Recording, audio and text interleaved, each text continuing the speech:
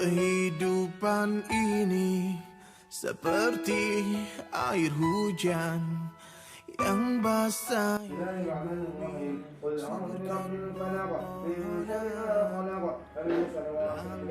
dia kering dan jatuh berguguran, diterbangkan oleh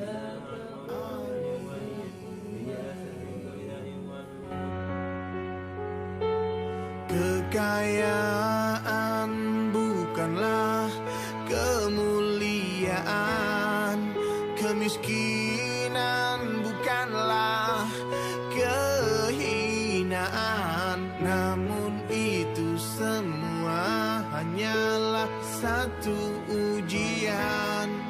Siapa yang mampu bersyukur dan bersabar,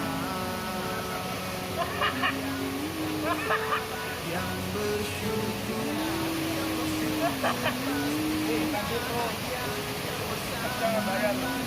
bayar betul deh, bayar terus.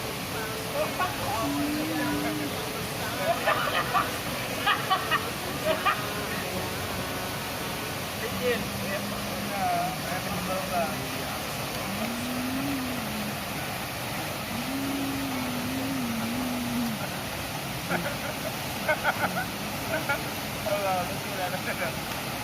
Dia adalah orang yang rusak imannya. Begitu juga ada satu orang yang merasa hina dengan kemiskinan, dia pun orang yang rusak imannya.